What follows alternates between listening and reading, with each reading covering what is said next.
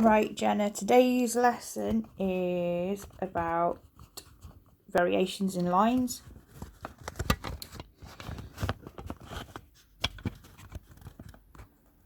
So, I've gone and done the outline on all of this the same width. Then, I'm just going to make some outlines thicker to give a feeling of dimension and depth before we even do the shading, because sometimes obviously your shading's going to be the thing that creates the differences.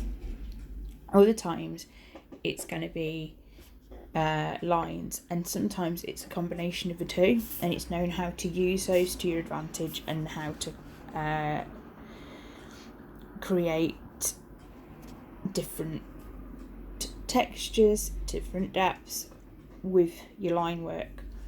But you don't want to go to the extreme where you're using about 5 different needles in one tattoo just for the line work, because you're going to have to factor that into the cost of your tattoo, and a client's not going to be happy about paying for you to use like God knows how many needles in one tattoo.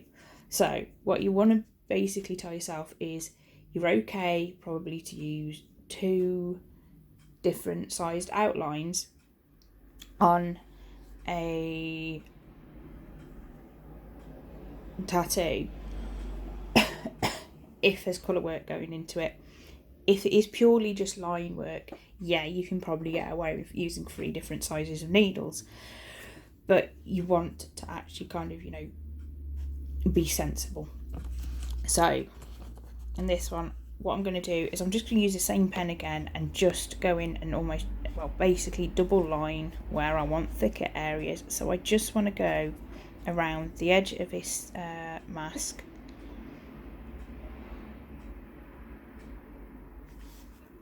just to create a thicker line.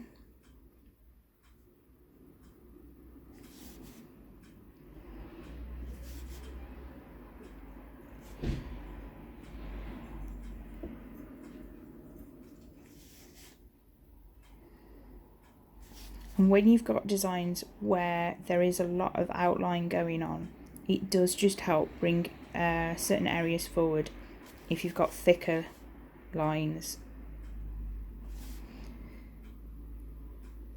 And you don't want to put those thick lines on absolutely everything. You don't want to overdo it so that you've got so many power lines going on that it ends up looking like a purely old school piece. You want it to just extract those areas where it's needed. It's like everything, kind of, if you overdo it, it's just going to look a mess.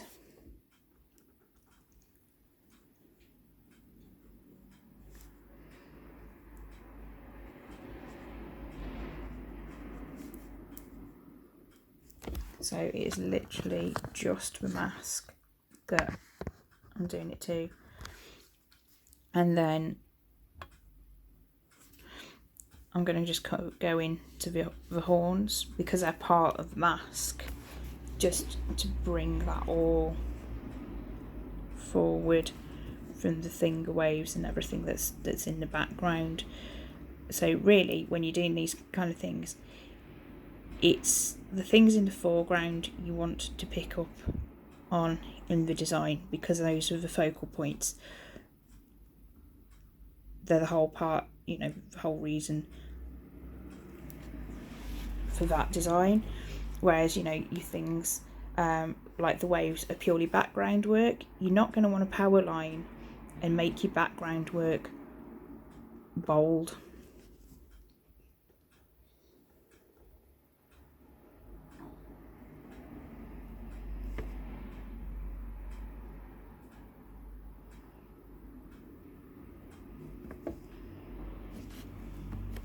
Okay, so just by creating thicker lines around purely that area, it's just created a nice feeling of depth without overworking.